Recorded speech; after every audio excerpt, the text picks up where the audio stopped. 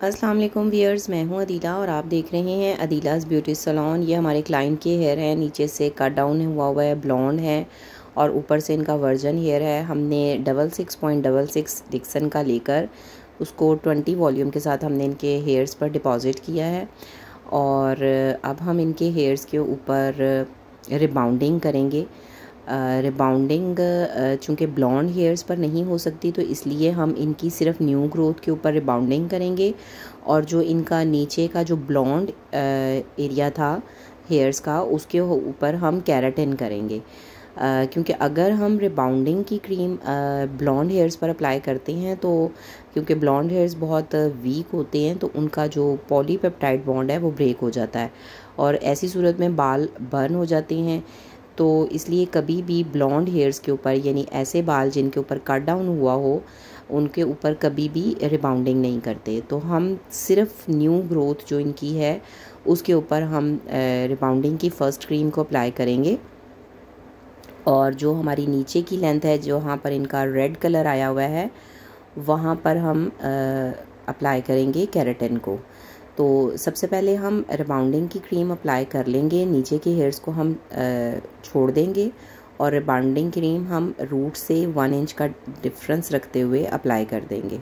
क्योंकि इनका जो हेयर है वो नीचे से बहुत ज़्यादा डैमेज है और ब्लॉन्ड है, तो इसलिए हम इनको हाइड्रोलाइज्ड केराटिन अप्लाई करेंगे। हाइड्रोलाइज्ड केराटिन की खासियत ये होती है कि ये हेयर्स को लेमिनेट कर देती है, बालों के अंदर एक शाइन लेकर आती है, स्ट्रेटनिंग भी देती है और बालों के ऊपर एक लेमिनेशन की वजह से बाल स्ट्रॉन्ग फील देता है। और चूंकि इनके ऊपर के हेयर्स में रिबाउंडिंग होनी है, तो जब हम हाइड्रोलाइज्ड प्रोटीन इनके बालों में यानी केराटिन जब हम इनके हेयर्स में डालेंगे, तो उसके बाद इनका overall root to tip hair zone सा है वो एक जैसा अपीयरेंस देगा। तो सबसे पहले हम हेयर्स को रूट्स के ऊपर, रूट से 1 इंच डिस्टेंस से लेकर नीचे जो ब्लॉन्ड एरिया है उसको छोड़ते हुए हम रिबाउंडिंग की फ़र्स्ट क्रीम अप्लाई कर रहे हैं। इसको हम वेट करेंगे बॉन्ड के ब्रेक होने का। चूँकि मेरी क्लाइंट का हेयर काफ़ी मोटा है, तो इसको तकरीबन 30 टू 35 मिनट्स तक लग जाएंगे ब्रेक होते हुए बॉन्ड को, लेकिन फिर भी मैं साथ साथ चेक करूँगी। जब हमारा हेयर इलास्टिसिटी पर आ जाएगा तो इसका मतलब है बॉन्ड टूट गया। उसके बाद जब हमारा बॉन्ड ब्रेक हो जाएगा तो हम हेयर्स को 100% रिंस करेंगे। यहाँ हम रिंस का वर्ड यूज़ कर रहे हैं, वॉश का वर्ड यूज़ नहीं कर रहे, क्योंकि वॉश जब आप करते हैं तो आप शैम्पू यूज़ करते हैं, लेकिन जब हमें रिबाउंडिंग की फ़र्स्ट क्रीम अप्लाई करनी है तो उसके बाद बॉन्ड टूटने के बाद हमें हेयर्स को 100% रिंस करना है, हमें शैम्पू नहीं करना है। बॉन्ड के ब्रेक होने के बाद जब हम हेयर्स को रिंस कर लेंगे तो उसके बाद हम हेयर्स को 100% ड्राई करेंगे और नीचे की हेयर्स के ऊपर हाइड्रोलाइज्ड प्रोटीन अप्लाई करेंगे। उसके बाद अगेन हम हेयर्स को ड्राई करेंगे और उसके बाद हम हेयर्स में आयरन करेंगे। इनके हेयर्स में हमें अप्रॉक्सीमेटली 30 मिनट्स लगे हैं। 30 मिनट्स के बाद अब हम इनके हेयर्स को वॉश कर रहे हैं, नॉर्मल पानी के साथ बिल्कुल वॉश कर रहे हैं। प्रोडक्ट को 100% हमने हेयर्स में से निकालना है, बिल्कुल भी प्रोडक्ट बीच में नहीं होना चाहिए। अच्छे से इसको हम पहले वॉश करेंगे, उसके बाद टॉवल ड्राई करने के बाद हम बालों को 100% ड्राई करेंगे। तो ये अब हम बालों को हमने रिंस किया है, कोई शैम्पू यूज़ नहीं किया, हमने सिर्फ प्रोडक्ट बाहर निकाली है और आप देख सकते हैं पहले से बाल मतलब रिलैक्स हो गया है। इसको जो फर्स्ट क्रीम है उसको रिलैक्सर कहते हैं। अब बालों को 100% ड्राई करने के बाद हम बारीक बारीक सेक्शंस के साथ आयरनिंग कर रहे हैं। ये हमारा थर्ड इम्पॉर्टेंट प्रोसीजर है रिबाउंडिंग का। अगर ये हमारा अच्छे से होगा तो हमारे रिज़ल्ट रिबाउंडिंग का बिल्कुल सही आएगा। बारीक बारीक सेक्शंस के साथ हमने रिपीटेशन के साथ 7 to 8 टाइम्स हमने रिपीटेशन करनी है और बालों को 100% स्ट्रेट करना है। बारीक बारीक सेक्शंस के साथ ये प्रोसीजर हमने करना है और हीट का टेम्परेचर मैं यहाँ पर 450 फ़ारेनहाइट ले रही हूँ और तकरीबन सेंटीग्रेड में अगर आप करेंगे तो 180 डिग्री और अगर आप फ़ारेनहाइट में करते हैं तो 450 डिग्री।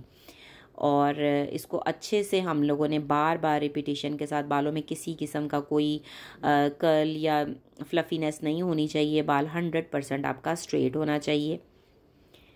आयरनिंग को हम करते हुए इस बात का ख़याल रखेंगे कि जो हमारा आयरन है वो प्रोफेशनल होना चाहिए। मैं यहाँ पर डिक्सन का डाइवीना आयरन यूज़ कर रही हूँ। फ्रॉमेजी का जो हमारा क्रिएट आयरन है वो भी बहुत अच्छा है रिबाउंडिंग के लिए। इसके अलावा एम क्यू का आयरन भी बहुत अच्छा है। ऐसे आयरन जिनमें हीट टेम्परेचर कांस्टेंट रहे और वो बालों को 100% स्ट्रेटनिंग दें, ऐसे ही आयरन्स, प्रोफेशनल आयरन्स हमें यूज़ करने होते हैं during the procedure of rebounding. बालों को 100% आपने ड्राई करना है, उसके बाद ही आयरन करना है, क्योंकि अगर आपके बाल ड्राई प्रॉपरली नहीं हुए होंगे और स्टीम उनमें से निकलेगी तो उस सूरत में क्लाइंट का जो स्कल है उस पर हीट जाने का ख़तरा होता है। तो इस वजह से आप बालों को 100% ड्राई करें और बारीक बारीक सेक्शंस के साथ, रिपीटिशन के साथ बालों को आयरन करें। आयरनिंग को कंप्लीट करने के बाद हमें न्यूट्रलाइज़र लगाना है, यानी रिबाउंडिंग की सेकंड स्टेज जो सेकंड क्रीम है उसको अप्लाई करना है। वो भी हम रूट से 1 इंच छोड़कर अप्लाई करेंगे और पूरे हेयर्स में अप्लाई नहीं करेंगे। नीचे की जो रेड टोन में जो हमारे ब्लॉन्ड हेयर हैं उनको हम छोड़ देंगे, क्योंकि वहाँ पे तो हम केराटिन अप्लाई की है और केराटिन को हमने हेयर्स के अंदर ही आयरन के साथ मेल्ट किया है, डिपॉज़िट किया है। तो अब हम न्यूट्रलाइज़र अप्लाई करेंगे और साथ साथ कॉम्ब करेंगे ताकि बाल सीधे रहें, क्योंकि न्यूट्रलाइज़र आपके जो हेयर की शेप होती है उसको वहीं पर फिक्स कर देता है। इसको फिक्सर भी कहते हैं, न्यूट्रलाइज़र भी कहते हैं। न्यूट्रलाइज़र को हम तकरीबन 15 मिनट्स 10 to 15 मिनट्स रखेंगे। जितना टाइम रिबाउंडिंग क्रीम को लगता है बॉन्ड को ब्रेक करने में, उसका हाफ़ टाइम हम न्यूट्रलाइज़र को देते हैं। मैक्सिमम 12 to 15 मिनट्स और मिनिमम हम समटाइम 7 to 10 मिनट्स तक देते हैं। साथ साथ हम कॉम्ब करके हेयर्स को स्ट्रेट फॉर्म में रखेंगे और बहुत ज़्यादा कॉमिंग भी नहीं करनी, क्योंकि प्रोडक्ट के साथ जब आप कॉम्ब करते हैं तो बालों में खिंचाव आता है, तो ये काम भी नहीं करना है। लेकिन सिर्फ हेयर्स को हमारा मकसद है कि एप्लीकेशन करने के बाद स्ट्रेट फॉर्म में एक मरतबा कॉम्ब करके स्ट्रेट कर दें। जब हमारा न्यूट्रलाइज़र का टाइम कंप्लीट हो जाएगा तो उसके बाद हम इसको रिंस करेंगे। उसके बाद हम हेयर्स में शैम्पू करेंगे, देन हम कंडीशनर करेंगे और बालों को ब्लो ड्राई करेंगे with the finger blast dry.